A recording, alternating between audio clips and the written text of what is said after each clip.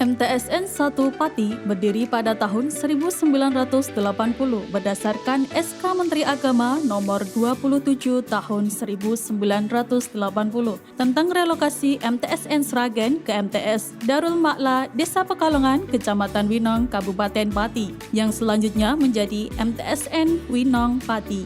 Dan pada tahun 2018, nomor klaturnya berubah menjadi MTSN 1 Pati. Berdiri di atas lahan 20.331 meter persegi, MTSN 1 Pati terletak di Jalan Raya Winong Pucakwangi, KM 2, Desa Pekalongan, Kecamatan Winong, Kabupaten Pati. Hingga tahun 2023, MTSN 1 Pati telah mengalami pergantian kepemimpinan sebanyak 7 kali. Dalam perjuangan pengembangan MTSN 1 Pati, madrasah yang dinahkodai Haji Ali Musyafa dari Kota Ukiri Jepara ini sejak tahun 2021 telah mengusung visi terwujudnya madrasah yang uswatun hasanah, unggul dalam ilmu pengetahuan, peduli lingkungan, dan bertaraf internasional dengan tagline madrasah barokah, manfaat, dan istiqomah.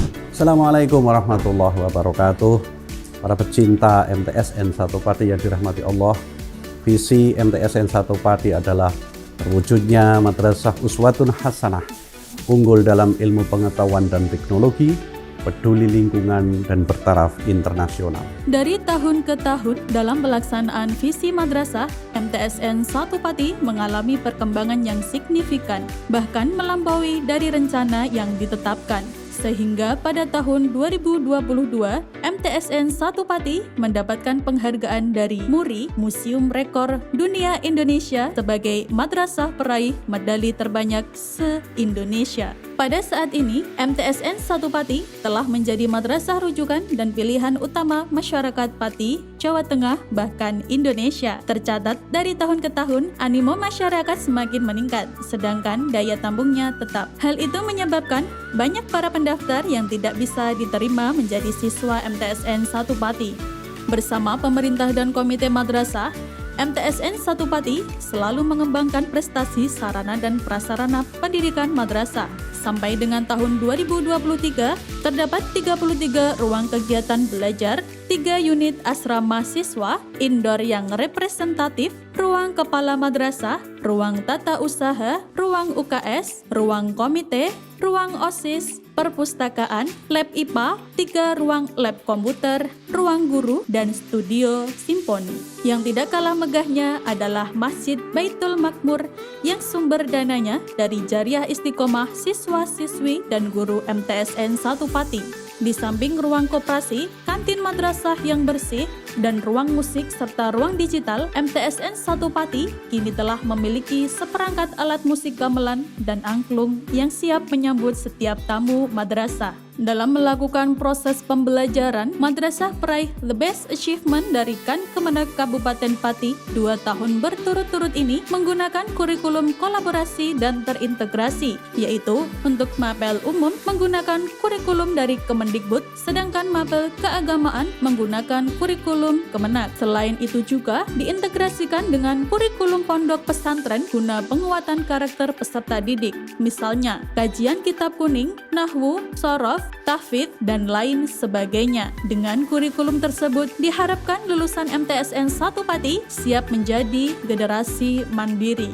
Di tahun 2023 ini, MTSN 1 Pati mencanangkan program unggulan dalam kegiatan belajar mengajar, yaitu International Digital Class, sebuah program kelas digital bertaraf internasional. Yang tidak kalah pentingnya, MTSN 1 Pati sebagai madrasah pilot project implementasi kurikulum merdeka yang menerapkan kurikulum kearifan lokal dalam pelaksanaannya untuk mengembangkan setiap potensi siswa di bawah bimbingan 71 tenaga pendidik dan 30 tenaga kependidikan. MTSN 1 Pati menyelenggarakan berbagai program unggulan seperti tahfidz, sains, riset, bahasa, seni, dan olahraga. Dari berbagai program unggulan tersebut mampu mendukung prestasi MTSN 1 Pati sehingga memperoleh 15.000 prestasi. Di samping itu, MTSN 1 Pati juga menyelenggarakan ekstrakurikuler sesuai dengan kebutuhan siswa, mulai dari pramuka, olahraga, seni, PMR, jurnalistik, OSIS, dan lain sebagainya. Dan yang paling terkini adalah ekstra karawitan yang didukung oleh dalang ciliknya.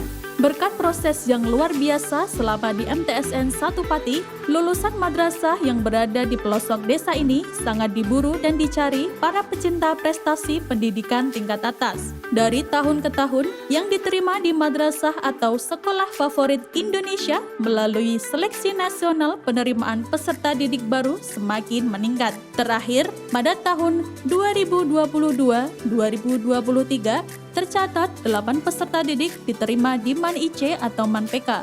Selebihnya diterima di madrasah atau sekolah terbaik tingkat provinsi dan kabupaten.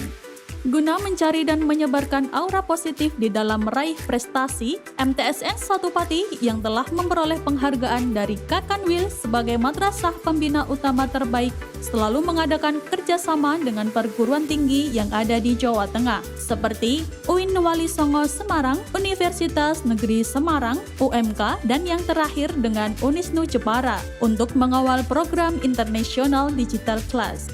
Di samping itu pula, untuk menggugah gairah para siswa dalam belajar bahasa, MTSN 1 Pati bekerja sama dengan Dicavato yang selalu menghadirkan volunteer dari berbagai negara.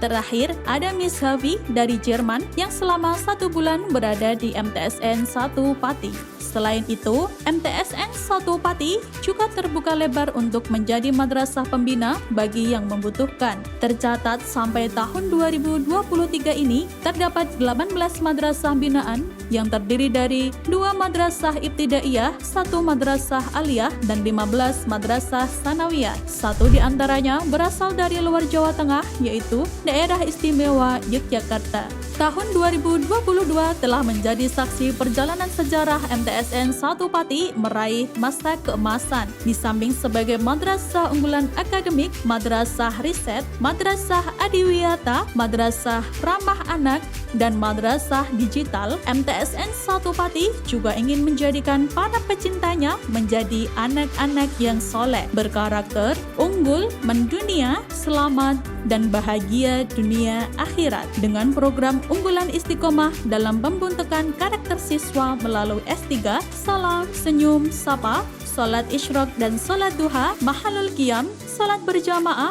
dan jariah barokah setiap hari, semua itu sebagai bentuk pelayanan terbaik untuk para pecinta MTSN 1 Pati. MTSN 1 Pati berkarakter, unggul, mendunia, dan keren. Barokah, manfaat, istiqomah.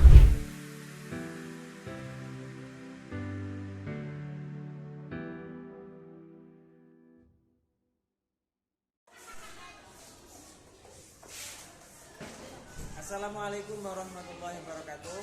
Perkenalkan, nama saya Muhammad Ali Irfan.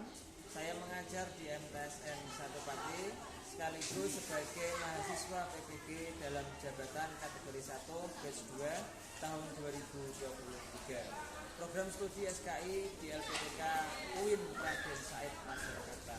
Saya akan melaksanakan uji kinerja di MTSN 1 Pati. Berikut video praktek pembelajaran saya. Selamat menyaksikan. Assalamualaikum warahmatullahi wabarakatuh.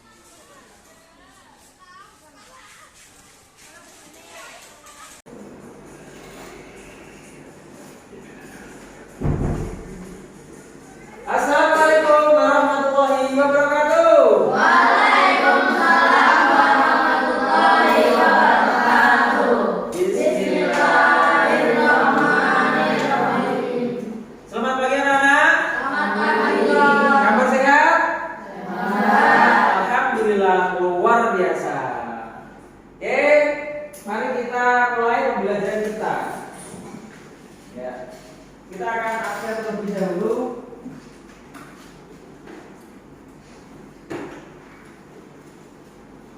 Yang pertama kita ada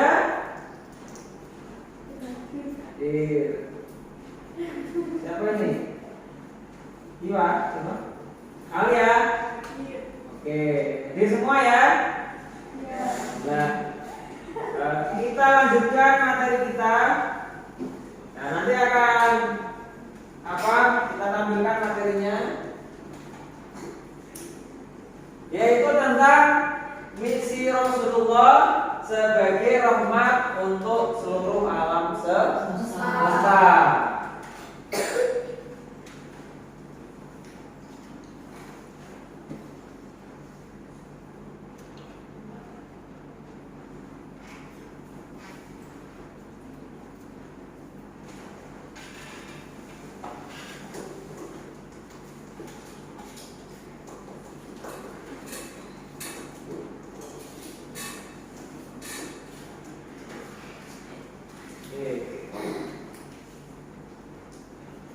Siapa itu Rasulullah?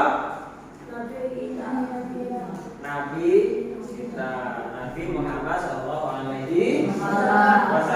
Itu Nabi akhirul zaman. Apakah ketika sebelum datangnya Nabi Muhammad atau sebelum diutusnya Nabi Muhammad, bagaimana kondisi Arab? Masih zaman jahiliyah, masih perbudakan. Karena zaman itu belum ada yang namanya emansipasi, khususnya emansipasi wanita. Innama bu'itsu liutammima makarimal akhlak. Sesungguhnya kata Nabi Muhammad diutus untuk menyempurnakan akhlak. Nah, siapa ayah dari Nabi Muhammad? Abdullah. Siapa ibundanya? Siti Aminah. Nanti akan kita pelajari. Kompetensi awal adalah peserta didik mampu memahami misi Rasulullah sebagai rahmat untuk seluruh alam. Nah, CP-nya peserta didik mampu menjelaskan misi Rasulullah sebagai rahmat untuk alam semesta. Kemudian ada pertanyaan pemantik, apakah kalian memahami misi Rasulullah sebagai rahmat seluruh alam semesta? Ini sebagai pertanyaan pemantik. Nah, sebelum kita lebih jauh materi, kita sedikit dulu ya supaya badannya lebih semangat dan sehat. Oke, silakan semuanya berdiri, ambil posisi kanan dan kiri, bantu kalian masing-masing. Oke. Mulai ya, di sini senang ya, di sini teman ya. 1, 2, 3. Di sini teman, di sana teman, di mana-mana kita berteman.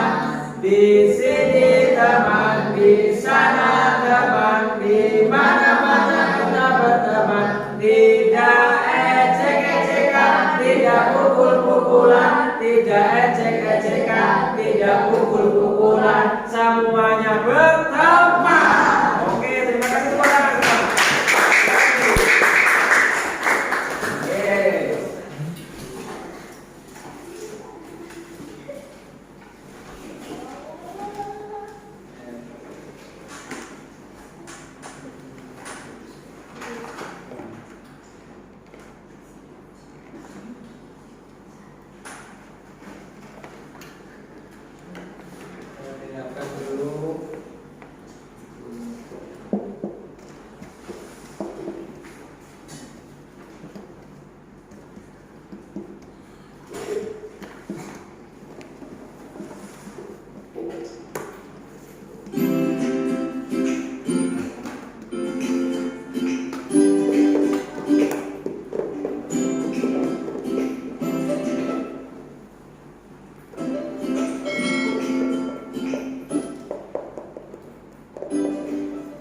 Assalamualaikum warahmatullahi wabarakatuh. Bagaimana kabarnya? Nah, kembali lagi kita pada pembahasan kita yaitu Nabi Muhammad SAW tentang rahmatan bagi semesta alam atau seluruh alam. Nah, pada pembahasan kali ini kita akan membahas tentang A. Kepribadian dalam bermasyarakat. B.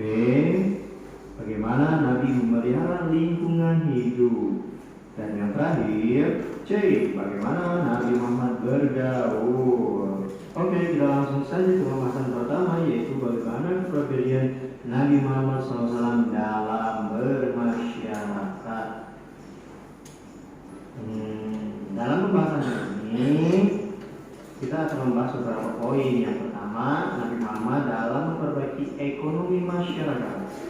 Nah, pada perbaikan ekonomi ini Nabi Muhammad pada saat itu ketika umur 20 tahun, Nabi Muhammad mengadakan sebuah perjanjian yang disebut dengan Hilful Fudul. Nah, Hilful Fudul ini atau Hilful Fudul ini merupakan kesepakatan untuk menghentikan segala bentuk kezaliman di Mekah, terutama dalam hal perdagangan. Nah, pada saat itu banyak yang kejadian-kejadian yang tidak diinginkan dalam masalah perdagangan. Tujuannya yaitu untuk membantu orang yang lemah dan terniaya agar tidak dirugikan dalam hal berdagang. Yang kedua, membantu fakir miskin meningkatkan ekonomi. Nah, dalam memperbaiki ekonomi ini Nabi Muhammad dibantu oleh para sahabatnya, walaupun banyak sekali dicemoohkan oleh masyarakat Mekah, dan akhirnya ketika banyak dicemoohkan itu Nabi Muhammad pun hijrah ke Madinah. Nah, pada saat hijrah di Madinah, Nabi Muhammad dibantu dengan sahabatnya dan membangun sebuah perekonomian dan membuat Baitul Mal. Nah, Baitul Mal ini yang menjadi standar dari perekonomian yang ada di Madinah, sehingga menjadi aman dan tentram masyarakat yang ada di Madinah. Nah, bagian kedua perbagian Nabi Muhammad dalam bermasyarakat yaitu kasih sayang kepada sesama.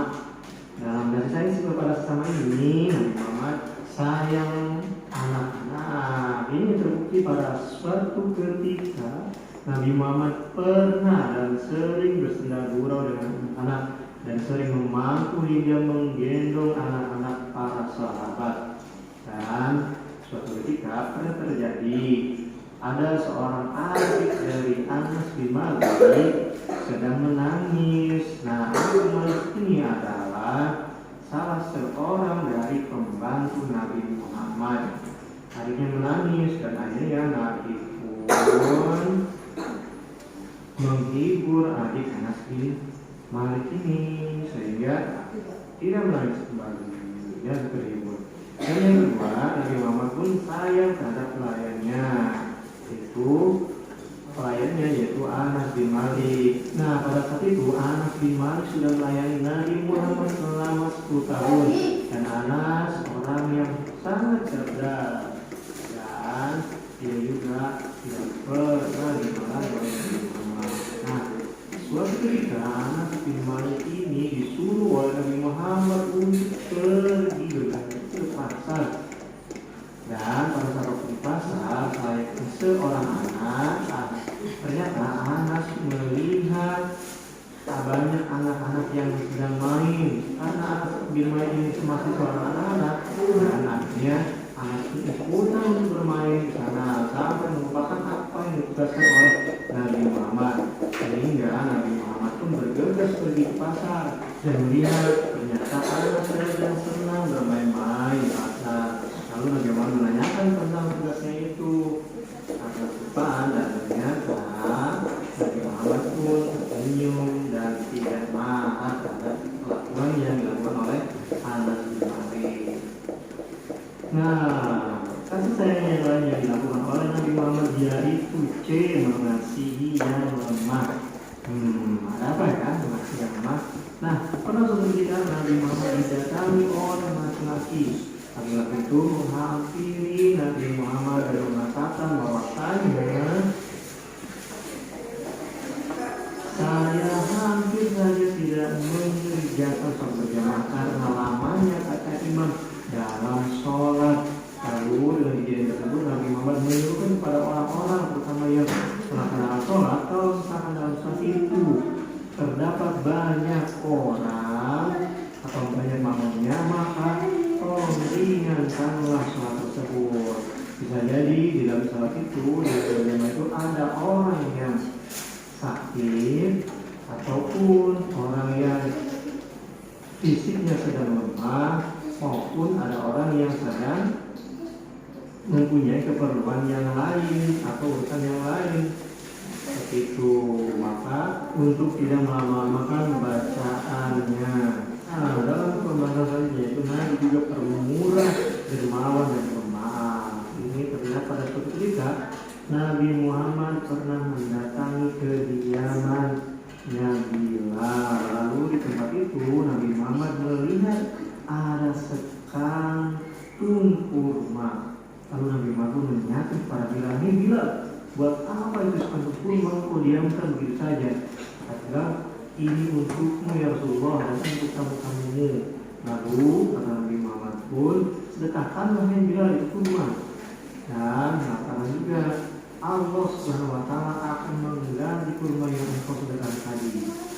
Dan di suatu ketika ada juga suatu kejadian yang pernah teralami oleh Nabi Muhammad, yaitu pada hari itu Nabi Muhammad memakai baju dan selendang, dan itu kain yang diberikan di leher.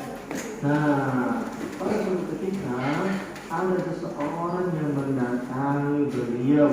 Orang itu adalah orang Baduy. Lalu orang Baduy itu pun lalu menarik selendang Nabi Muhammad sampai akhirnya Nabi Muhammad sakit dan lehernya memerah.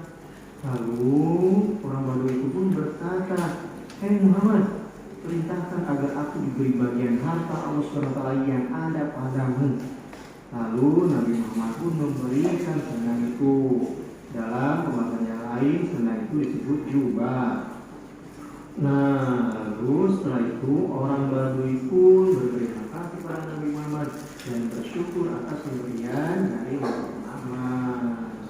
Tidak hanya itu kedermawanan Nabi Muhammad. Pernah suatu ketika diriwayatkan dari Abdullah pada saat itu pernah melihat bahwasanya Nabi Muhammad memasuki masjid yang di dalam masjid itu terdapat beberapa orang miskin, dan Nabi Muhammad pun berkata kepada orang-orang bahwasanya, "Hei orang-orang, barang siapa yang menolong dan menyenangkan hati orang miskin, maka untuknya adalah surga." Lalu Abdullah pun merasa sedih karena dia tidak termasuk ke dalam orang miskin itu. Dan selain itu pernah suatu ketika Anas bin Malik yang menjadi pembantu Nabi Muhammad melihat bahwasanya Nabi Muhammad didatangi oleh seorang laki-laki, dan seorang laki-laki itu meminta bantuan kepada Nabi Muhammad. Lalu apa yang dilakukan Nabi Muhammad? Nabi Muhammad pun membantu laki-laki tersebut dengan memberikan seekor kambing kepadanya. Nah, itulah banyak sekali kedermawanan Nabi Muhammad. Nah, pembahasan selanjutnya yaitu Nabi dalam memelihara lingkungan hidup. Memelihara lingkungan hidup ini tercantum dalam Al-Quran surat Al-Baqarah ayat 205 yang berbunyi, "Dan apabila ia berpandai engkau, dia berusaha untuk berputus asa ini serta merusak amat-amat dan ternak, dan Allah tidak menyukai kerusakan." Nabi pun menyayangi hewan. Ini pernah suatu ketika istri Nabi Muhammad, yaitu Siti Aisyah, pernah menunggangi seekor unta, dan ternyata unta tersebut tidak menuruti atau nakal. Akhirnya Aisyah pun memukul unta tersebut, dan kejadian tersebut terlihat atau dilihat oleh Nabi Muhammad, dan Nabi Muhammad lalu menegur Aisyah dan berpesan agar Aisyah selalu lemah lembut terhadap binatang. Selain itu pesan dari Nabi Muhammad yaitu jangan melebihi muatan. Kalau misalkan dia kasih muatan, jangan juga hewan itu kerja melampaui batasnya. Lalu Pesan yang selanjutnya yaitu jangan pernah menyiksa hewan, jangan ya. Nah, selanjutnya jangan memisahkan anak yang masih membutuhkan dengan induknya. Lalu jangan seenaknya saat membeli. Kalau membeli hewan harus sehat dan harus ajak. Nah, selanjutnya pesannya yaitu jangan menjadikan hewan sebagai sasaran latihan dalam memanah. Tidak hanya latihan memanah aja ya. Nah, yang kedua yaitu menyayangi tumbuhan. Nah, pada saat itu Nabi Muhammad berpesan kepada umatnya untuk menjaga dan melestarikan lingkungan dan lingkungan. Terlebih ini terjadi pada saat perang. Nabi Muhammad menyerukan untuk tidak merusak tumbuhan. Yo, siapa yang suka melestarikan tanaman dan lingkungannya? Oke, kita pembahasan selanjutnya. C. Cara bergaul Nabi. Nah, Nabi itu hal yang paling dasar yaitu Nabi selalu berkata jujur. Apa Nabi selalu berkata jujur? Oh, Nabi berkata jujur sejak kecil. Juga Nabi punya sifat apa ya? tugas dalam memberikan Jujur. Jujur. Didik